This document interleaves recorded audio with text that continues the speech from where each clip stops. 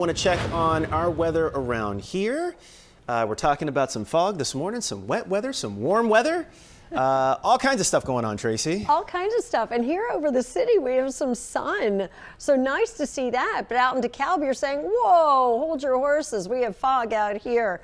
But yeah, in the city, not a bad morning. We have a dense fog advisory in effect far west and northern suburbs until 9 o'clock this morning. Weather Service just took DuPage County out of the dense fog advisory, but still you see this horrible visibility up near the Wisconsin line. So just be aware of that and temperatures that are above freezing in those areas. All right, Diane, what do we need to be aware of traffic-wise? All right, that fog, we're definitely seeing it on a lot of our cameras, but I want to start with the big picture. The Ryan, an absolute wall of traffic, basically from 95th pretty much all the way into the city. Some earlier crashes that are now gone made for that mess. I would put it at about 40 minutes, 40 to 45 coming inbound. The Kennedy roughly around the same time coming in from O'Hare, and those are the two expressways with the highest travel time. Southbound I-57 past 127th, crews just cleaned up a crash that was there causing significant delays. Everything is now onto the shoulder,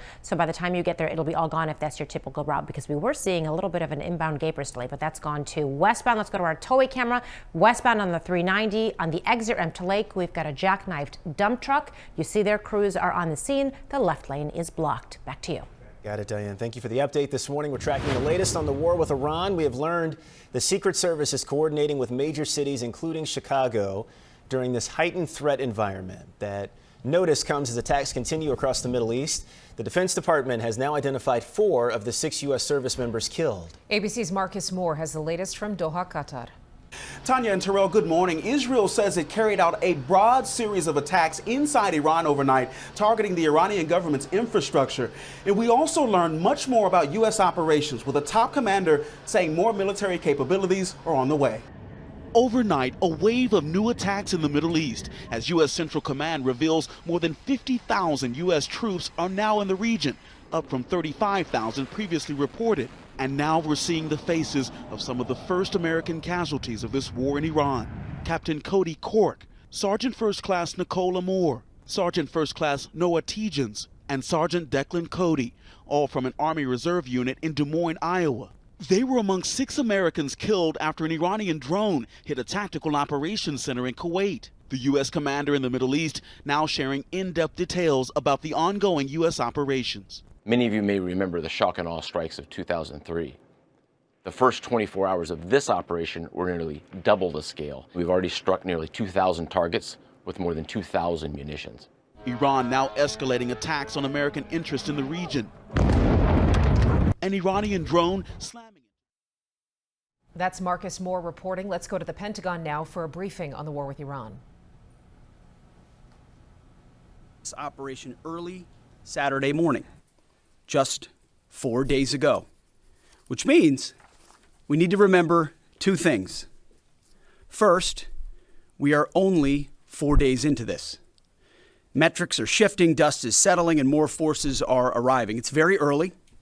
And as President Trump has said, we will take all the time we need to make sure that we succeed. Second, we are only 4 days into this, and the results have been incredible. Historic, really.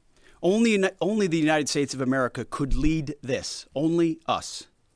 But when you add the Israeli Defense Forces, a devastatingly capable force, the combination is sheer destruction for our radical Islamist Iranian adversaries.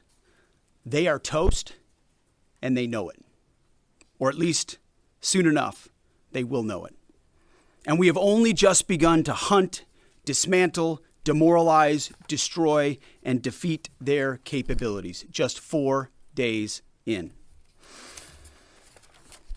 Starting last night and to be completed in a few days, in under a week, the 2 most powerful air forces in the world will have complete control of Iranian skies, uncontested airspace. I hope all the folks watching understand what uncontested airspace and complete control means.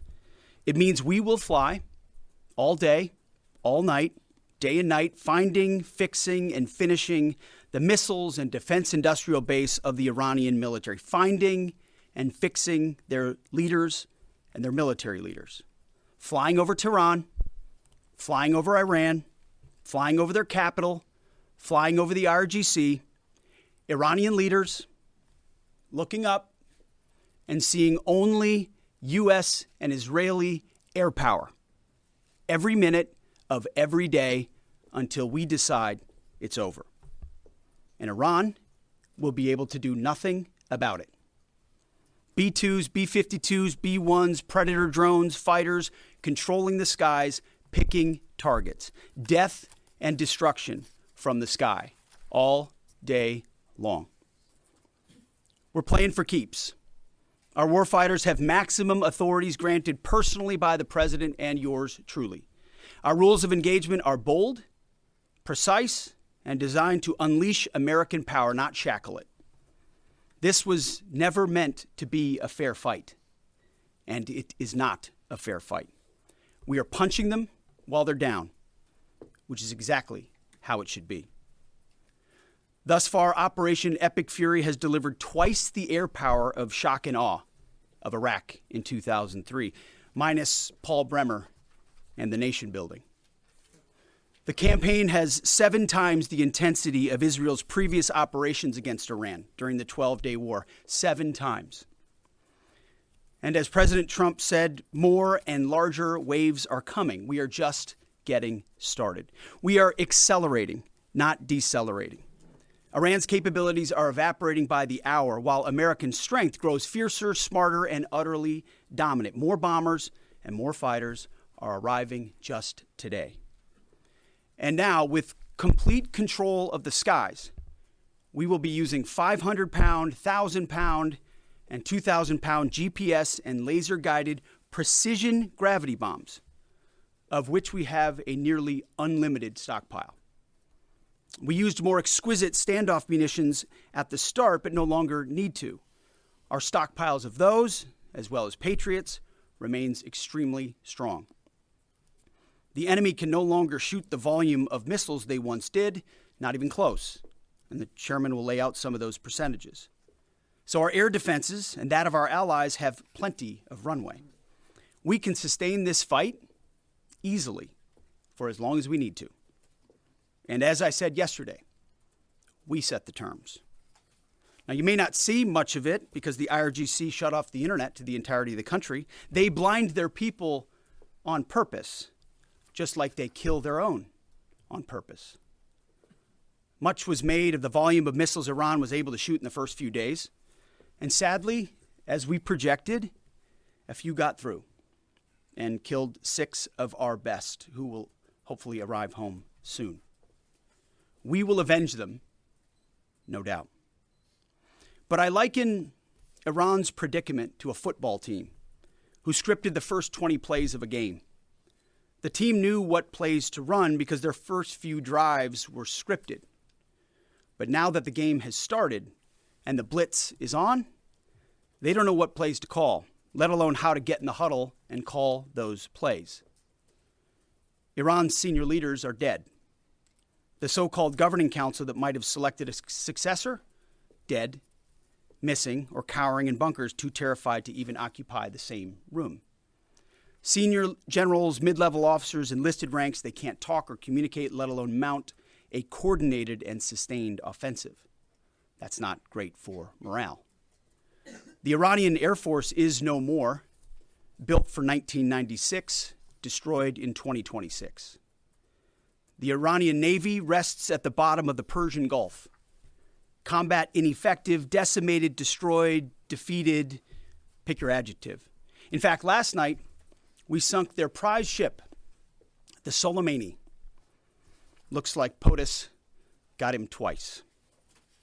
Their Navy, not a factor. Pick your adjective, it is no more. In fact, yesterday, in the Indian Ocean, and we'll play it on the screen there, an American submarine sunk an Iranian warship that thought it was safe in international waters.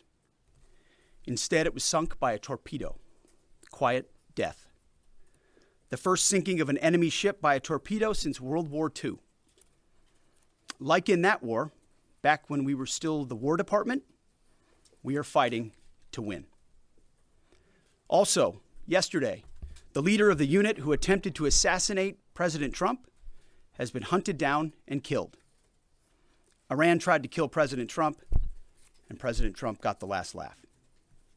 Now, this is not a mission accomplished situation. This is simply a reality check. The combination of U.S. and Israeli intelligence and combat power will control Iran, and will control it soon. Sure, Iran will still be able to shoot some missiles and still be able to launch one-way attack drones at civilian targets, and their proxies will attempt to attack our embassies, bases, and soft targets. They are terrorists, after all, and they need to target civilians because they can't fight toe-to-toe. But we will find them, and we will kill them. This is what the fake news misses. We've taken control of Iran's airspace and waterways without boots on the ground. We control their fate. But when a few drones get through or tragic things happen, it's front page news. I get it. The press only wants to make the president look bad, but try for once to report the reality.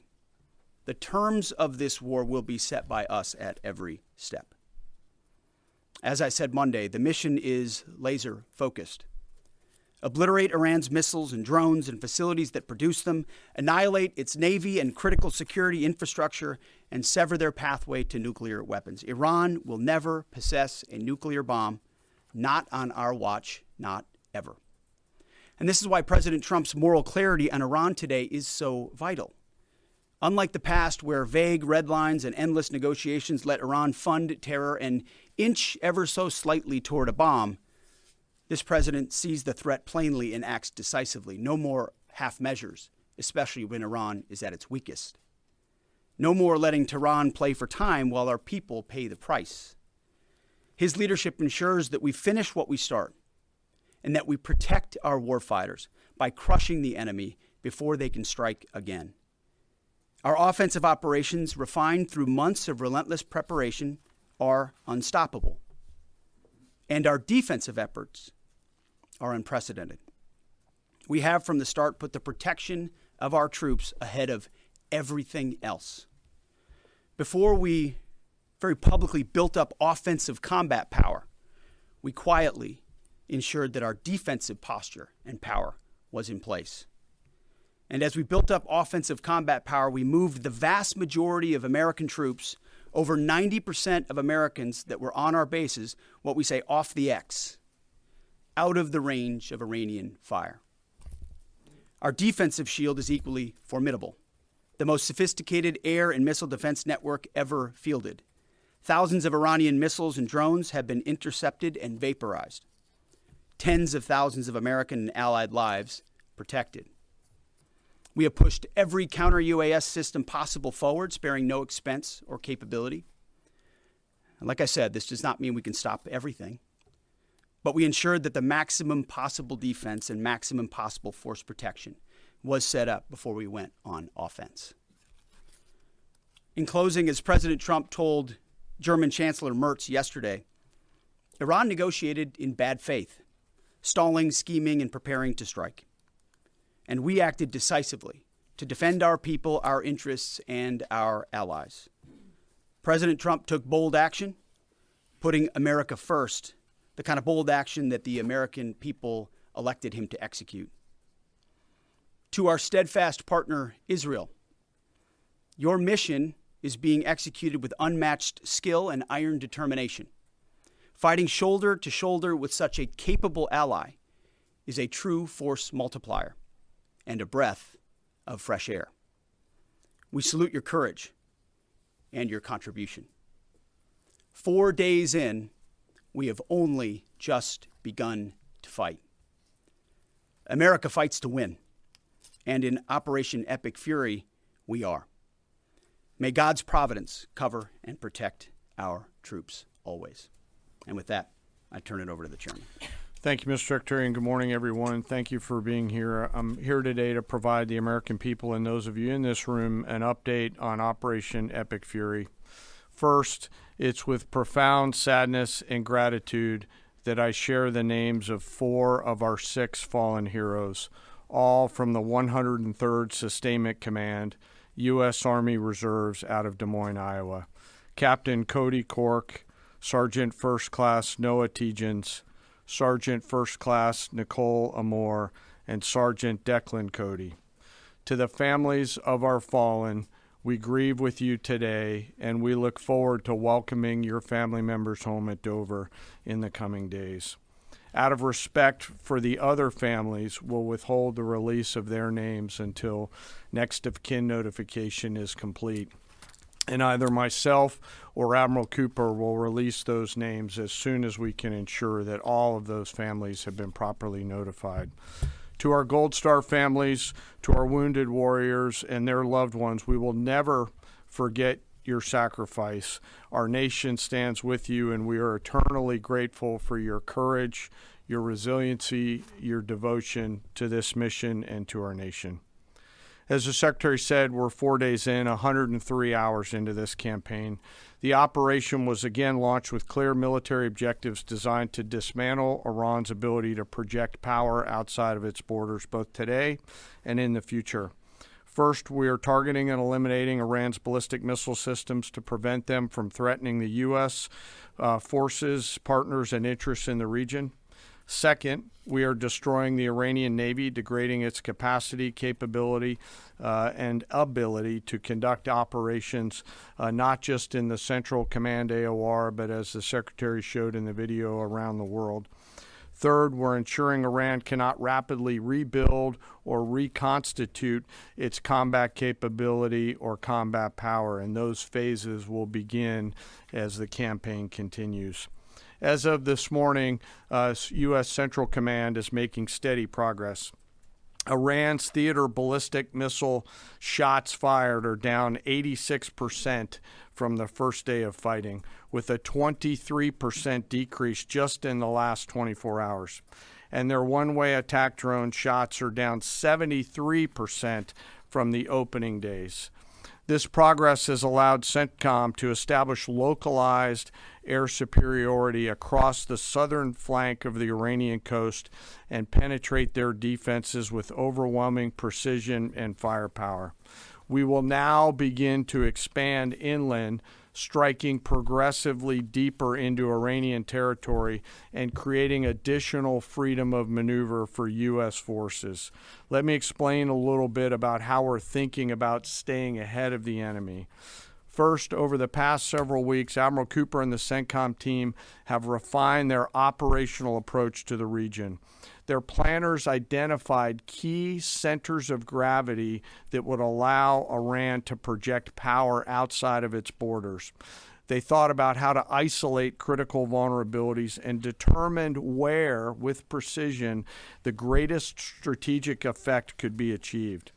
As a result of this, CENTCOM is now shifting in day 4 already from large deliberate strike packages using standoff munitions at range outside an enemy's ability to shoot at us, now into stand-in precision strikes overhead Iran. As the Secretary said, this is a point of munitions transition from standoff munitions to stand-in munitions like Joint Direct Attack munitions, which are GPS-aided free-fall weapons, and other things like Hellfires, etc. This will allow the joint force to deliver significantly increased precision effects on the target. The throttle is coming up, as the Secretary said, as opposed to ramping down. This will allow us to maintain consistent pressure on the adversary over the coming days, disrupt their launch timelines, and impose cost every day around the clock. I know there have been a lot of questions about munitions. We have sufficient precision munitions for the task at hand, both on the offense and defense. But I want to tell you, teammates, as a matter of practice, I don't want to be talking about quantities. And I know there's been a great debate about that, and I appreciate the interest, but just know that we consider that an operational security matter. Let me flip to the map here. hopefully I don't kill anybody with a laser pointer. As I mentioned earlier, and for you with the camera right there, my friend, I hope I don't ricochet off and hurt you. Over the initial days, the U.S. Joint Forces continued to attack and attrit ballistic missile capabilities as well as integrated air defense capabilities along the southern axis. Along the northern axis, Israel and the Israeli Air Force has predominantly been working integrated air defense targets along the northern flank, as well as medium-range ballistic missile capability as well. From the sea, the USS Ford has continued to project combat power here, as well as the bomber pulses that we talked about in the opening days of this briefing. Along the southern axis, the USS Abraham Lincoln Strike Group has continued to provide pressure from the sea along the southeastern side of the coast and has been attritting naval capability all along the strait and up into the Arabian Gulf at a size and scale sufficiently to address the targets required. To date, we've hit over 2,000 targets, as Admiral Cooper said in his video last night. We've destroyed more than 20 Iranian naval vessels, including, in addition to the frigate outside of the area. Pentagon briefing right now submarine that we're keeping an eye on, detailing the efforts that continue right now on the ground and in the air, even seaside. And the war with Iran. And so we're going to keep an eye on this. We do need to take a quick break and we'll circle back to this. Yeah, we'll have a news update for you on TV in just a little bit, and you'll see it here as well.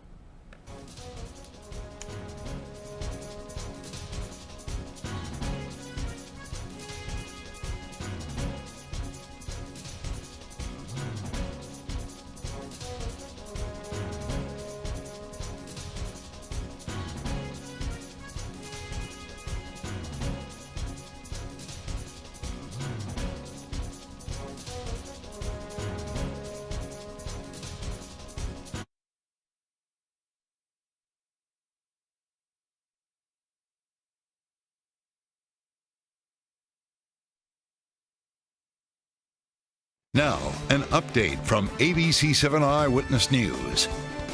Good morning. It is 7:23. I'm Tanya Babich. One person was killed in a fiery wreck on the Kennedy Expressway. This happened last night in the inbound lanes near Sayre. Illinois State Police say at least 5 vehicles were involved. One other person was hurt but will be okay.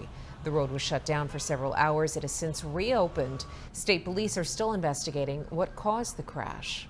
Let's get a check of the ABC7 AccuWeather forecast. Here's meteorologist Tracy Butler. Hello there, Tanya. Fog has been quite the issue in the area this morning, and we do continue with the dense fog advisory, really from King County out through DeKalb, points west and north, as visibilities have been down near and lower than 1/4 mile at times. Now half-mile visibility up there in McHenry County. But it's a brisk morning out there. Right now, 29 Woodstock and Waukegan. Could be some isolated icy spots there. Highs today topping out in the mid-40s. Cooler along the lake. We'll take a break, Diane, after this. If you want total health care from a provider you trust, hi, Blair. Right in the palm of your hand, if you want soup, sweatpants, and 0 in-person contact, if you want wellness wherever, our virtual primary care delivers with great website manner. No worries. So choose your doctor from our profiles and enjoy the healthiest online relationship you've ever had. House calls have evolved. Advocate Healthcare.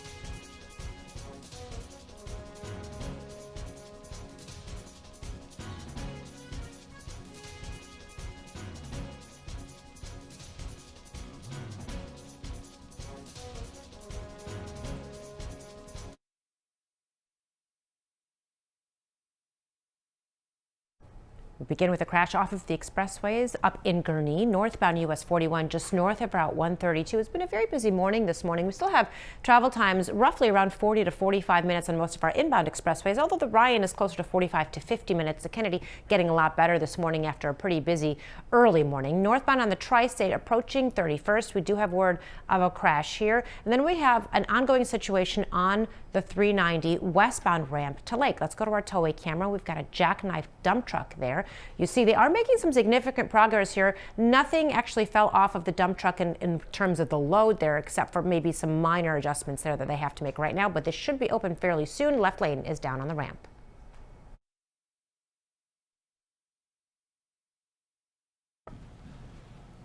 Welcome back, everybody, on this Wednesday morning. There is a briefing happening at the Pentagon right now regarding the war in Iran. They are answering questions from journalists. Let's listen in. We eventually had the opportunity to do that from the air. And then on the matter with Turkey, I'll have to get back to you on exactly what the intercept looked like at that. We're aware of that particular engagement, although no sense that it would trigger anything like Article 5. No. Tie right there. You got a tie on. Yeah. Thank you. Tom Baker with the BBC. Can you give us an update on what the administration knows, what you know now about the reported strike on a girls' school in southern Iran on Saturday? All I can say is that we're investigating that. We, of course, never target civilian targets, but we're taking a look and investigating that. Red tie in front. Just on the basis that with the information you would have, your reconnaissance abilities, ability to gather information, I mean, it's several days on now. So is there any clarity on whose munition this was? We're investigating it. Thank you. Secretary, so there are reports that the administration is considering arming Iranian Kurdish groups. So could you please clarify that whether any such plan has been authorized and whether Congress or regional partners has been notified and consulted? All I would say is none of our objectives are premised on the support or the arming of any particular force. So what other entities may be doing, we're aware of, but our objectives aren't centered on that. Green, right there. Thank you, Mr. Secretary. Mike Lynn, Washington Times. Can you talk a little bit about the deconfliction process that's going on? You have two parallel operations, Epic Fury and Roaring Lion. How are you making sure they're not interfering with each other? Sure, I'm happy to take that. Thank you for the question. We have liaison officers on both sides. There are U.S. CENTCOM teammates out in Israel, and there are Israeli Defense Force teammates at the relevant command and control nodes within the U.S. CENTCOM enterprise. Routinely, Admiral Cooper is talking to the IDF Chief of Defense, and I will occasionally speak to him through the arc of this. I've spoken to him a few times already.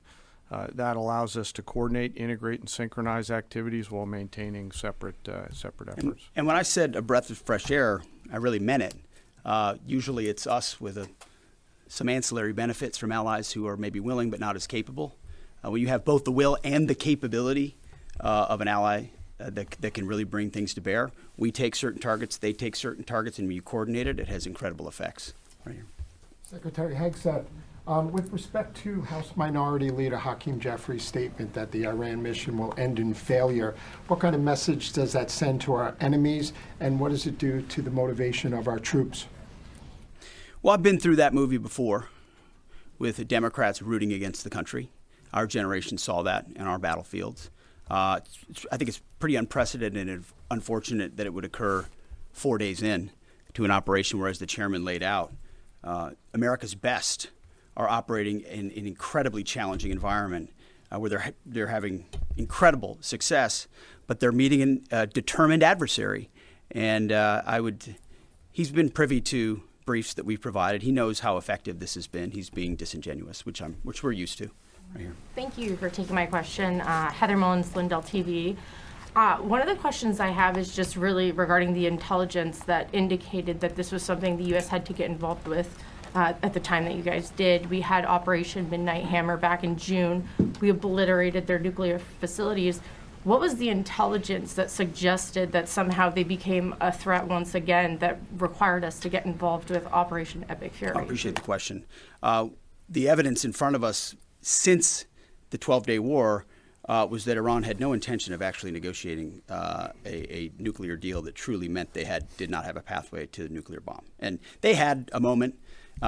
Jared Kushner and Steve Witkoff, two of the best negotiators in the world, poured into that negotiation, giving them every single possible opportunity to release that ambition, and they didn't. And the intelligence that we saw they didn't intend to do it in good faith, that they had the intentions eventually to get to a place where they could have a conventional shield to block their nuclear capabilities, as I talked about yesterday. So I would separate the what from the when a little bit.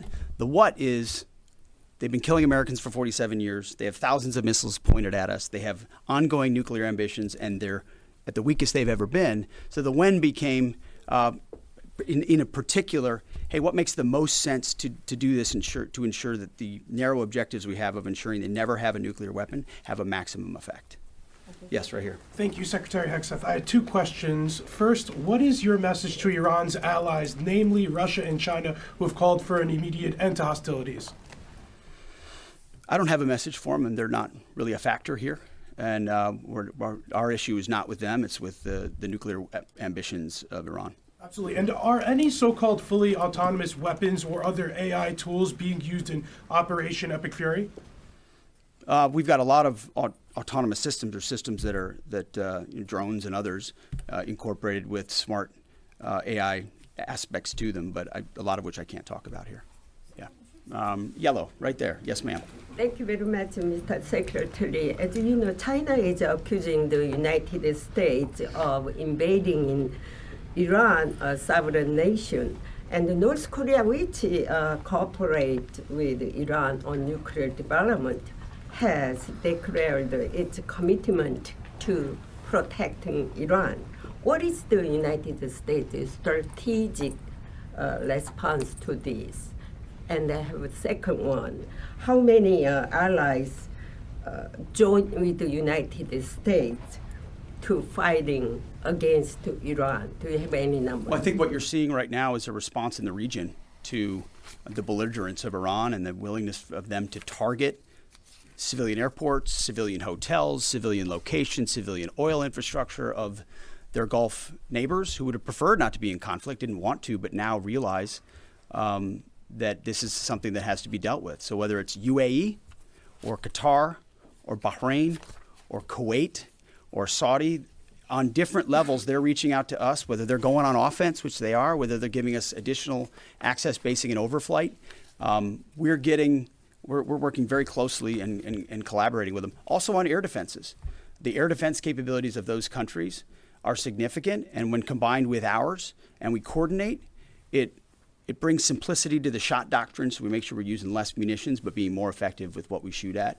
And as it pertains to other countries, I'll sort of give the same question.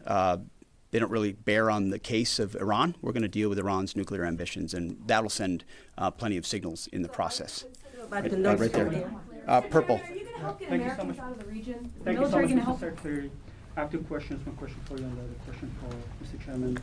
You ruled out that you are not engaging with the Kurdish forces, Iranian Kurdish forces, to incursion from the Kurdistan region to Iran. But now, and today, Iranian said that under threatening the Kurdistan region, they said clearly if there is any incursion from the Kurdistan region, they will attack all the Kurdistan region and go war with the Kurdistan region. What's your comment on that? And a question for Mr. Chairman. Given comments that the U.S. forces might be deployed if necessary, under what specific conditions would you determine that deploying U.S. boots on the ground is necessary, and how would such a decision support and advance your stated strategic goals? Well, I'm not going to comment on U.S. boots on the ground. I think that's a question for policymakers, and I don't make policy, I execute policy. I will say on the question in the back corner about helping Americans get out, first, it's a great opportunity to encourage everybody in the region to go to the State Department and register. Secretary Rubio's been trying to get that word out, and I'd ask you to help us with that, to have folks register. We've also opened up space available seats as C-17s and other airplanes come in to try to help folks get out. But that's really a State Department matter. But to answer your question, that's what we've been doing. Absolutely. Last question right here. Secretary Hegseth, thank you. Reagan Reese with the Daily Caller. You touched on this in your opening remarks, but I'm hoping you could expand on it a bit. It's been reported that Iran might be trying to outlast our ability to intercept their missiles. It sounds like you guys are saying they don't have the ability to do so. Is that the case? Can they outlast us in their ability to do that? Iran cannot outlast us. We're going to ensure through violence of action and our offensive capabilities and our defensive capabilities, as I said, that we set the tone and the tempo of this fight. That's why stories and speculation about different things that try to make it look like we're limited in what we can do. The only limits we have in this is President Trump's desire to achieve specific effects on behalf of the American people. And that's why we don't talk about, you can say 4 weeks, but it could be 6, it could be 8, it could be 3. Ultimately, we set the pace and the tempo. The enemy is off balance, and we're going to keep them off balance. And we know their ability to shoot versus our ability to defend. That difference gets wider and wider every day. Our defense gets better, their offense capabilities diminish. As we are going into ammunitions that we, as we said, have tens of thousands of and can drop unlimited supplies on with even more effects than the standoff munitions we have now, which is why when we say the throttle's going up, the throttle's going up and it's going to stay on high. Thank you all very much. Appreciate it. That was a briefing from the Pentagon on the latest in Iran. 4 out of 6 soldiers who have died from attacks in the Middle East were identified. We have that information on our website. We're going to take a quick break. We'll be right back.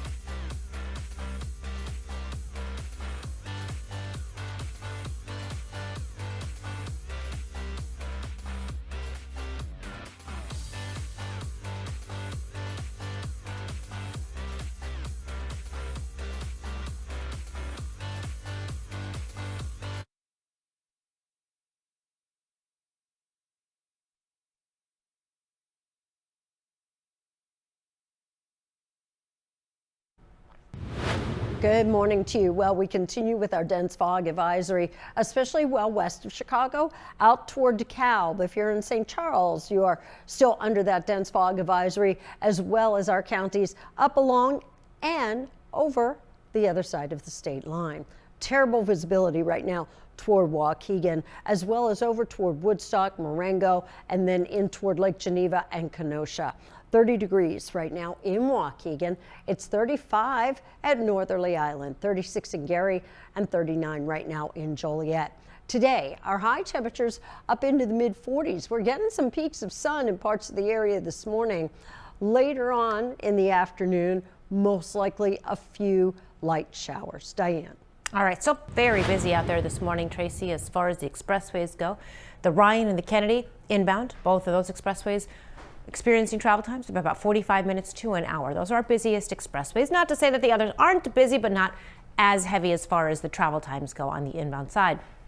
Still dealing with this westbound Route 390 on the exit ramp to Lake. We've got what was a jackknife dump truck. Check out our towway camera. So they've got it upright. There was a little bit of a spill, so they had to clean that up too. So the 2 left lanes are down on the ramp. If you can see, traffic is sort of getting by in the shoulder on the right side, so the ramp is not entirely closed. They did leave it open so to at least let those cars get by and get through. Back to you. Okay, got it, Diane. Thank you. So you know the voices, now you're going to meet the heart behind them. Skokie native Bobby Kesselman is the stunt voice for characters on Family Guy, and he's using his platform to help kids in hospitals through the Hope Always Foundation. And Bobby is here. Bobby, good morning. Great to meet you. Thank you so much. It's really nice to meet you. I think the voice acting and voice talent is so cool. How did you know it? Where did it come from? How did this all start? Well, as a kid, just watching all the cartoons I could, and I loved the Flintstones. So Bonnie, I'd always hear it and I could always kind of do the voices, or would try it, and then was like, oh, that was kind of close. Yeah. And then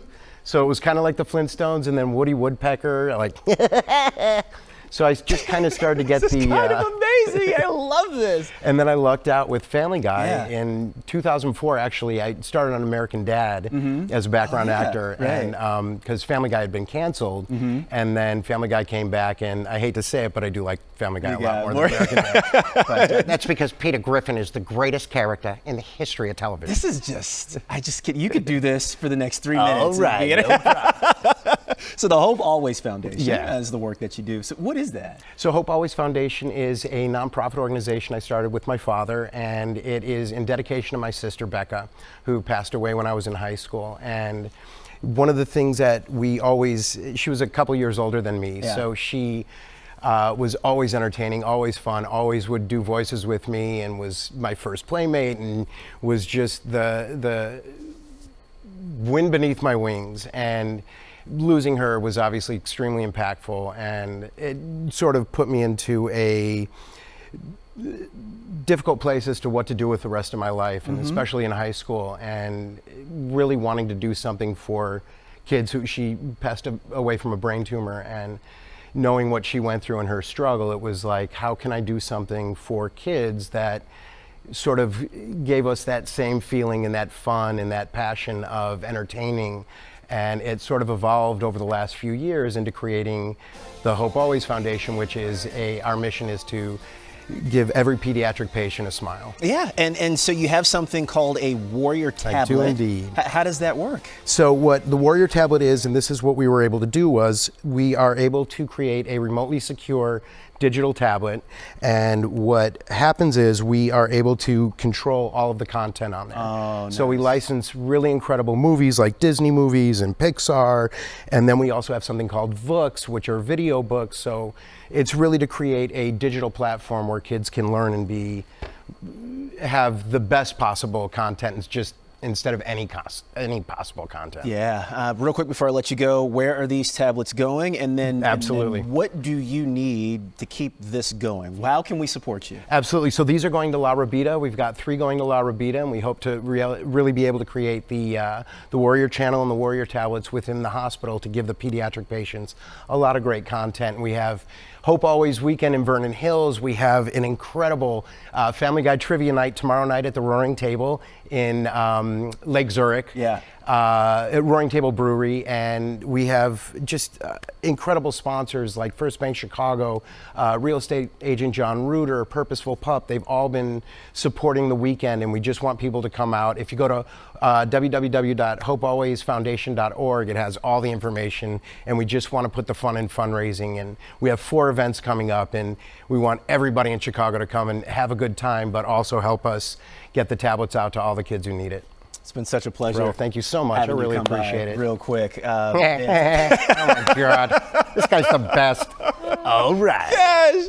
All day. I could sit and do this and talk to Bobby. Same. Tanya, on over to you. Giggity, giggity. 2 Chicago legends, 1 sweet limited drop. The Trinidad Donut is here through March the 10th. We have the first bite.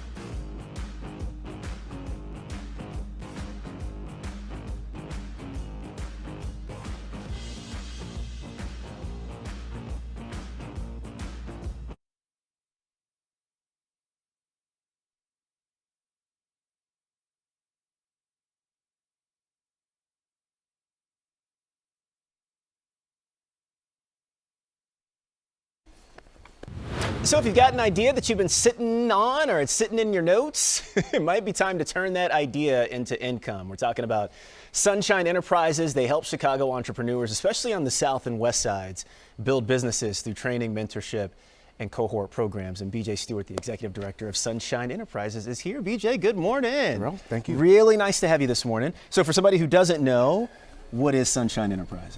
Sunshine Enterprises is what we call a business support organization.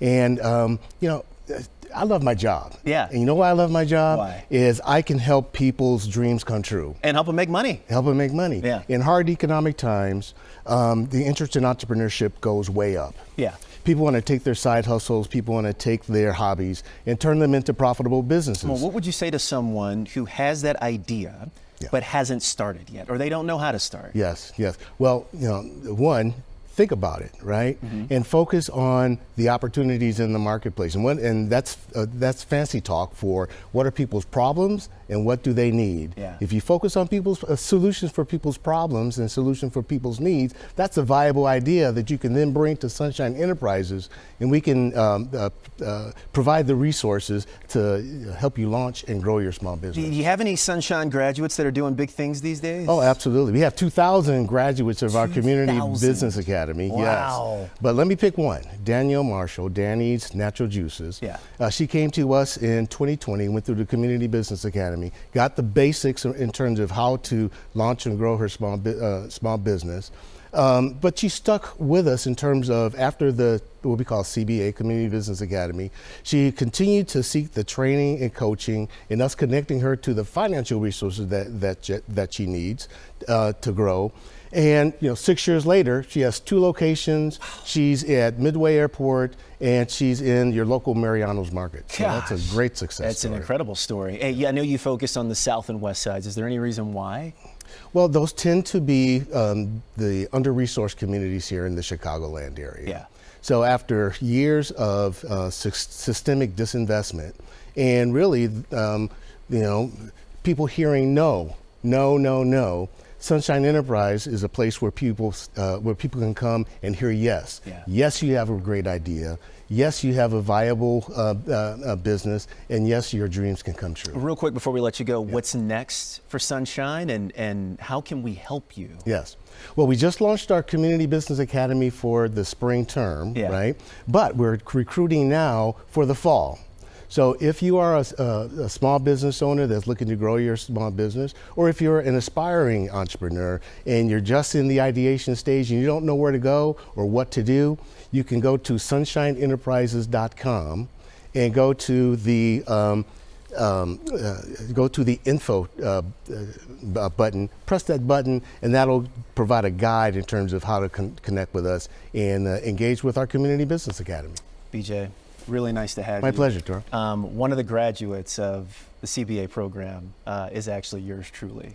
So I just want to say that Sunshine has done and been incredibly impactful, even in my life, and just learning basic fundamentals of a business to just every day doing bills, knowing finances. So I appreciate you, what Sunshine is doing, and I am living proof of the example that you Well, thanks for helping to spread the word. Absolutely. Yes. Nice having you. My Appreciate pleasure. it. Thank you very much. Tanya, over to you. What a great testimonial. Coming up, Chicago's birthday just got delicious. Stan's and Fannie Mae teaming up on a Trinidad-inspired donut. And we're going to taste test it in studio next. Eyewitness News streaming at 7 continues after a break.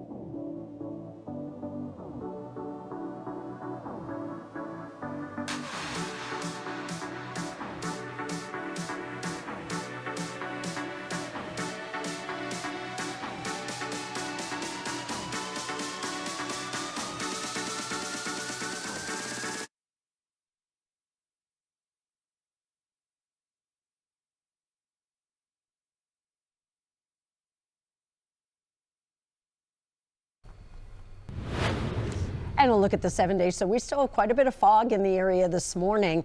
Although now and then a little blue sky is peeping through. Highs today in the mid-40s. Colder along the lake, only in the 30s this afternoon. Maybe a few showers this evening.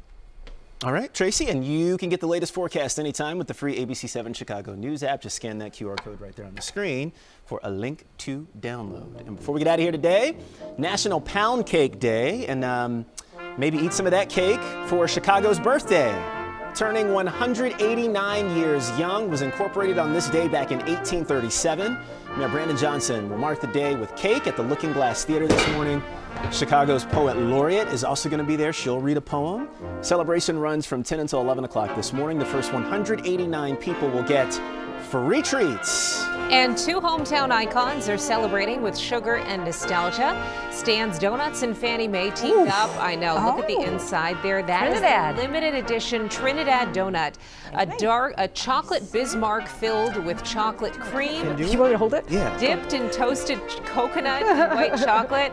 And cutting into it apparently is quite the challenge here, as Diane. It's a two-person job, apparently. That's right. Terrell, I think we just take it and just bite go it. for Bite it. right Thank in. you to our friends at Stan's. Seriously. Oh, Good job, Terrell. Good job. All right. Holy guacamole. Cheers, my friend. Cheers, dear. Oh my God. All right, let's see it.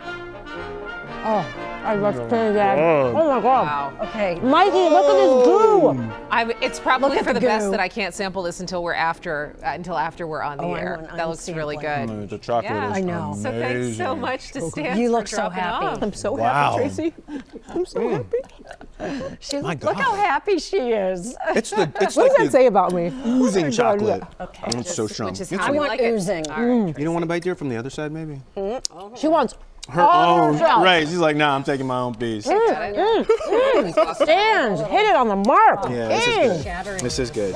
When I first saw it, I was like, this is a little sus. No, you gotta know the Trinidad. This is the Trinidad. No, from it's Fannie Mae. the real deal. Get you one of these donuts. It's very good. Wow. And it's rich. Right? Yeah. So that's going to do Very it decadent. for this streaming hour. Now I have chocolate all over my face. I'm going to go give you a news update in just a little bit. I hope nobody asks about why I'm such a mess. We're just moaning at this point. I know, right? Now it's becoming inappropriate. Now you gotta change the channel. I mean,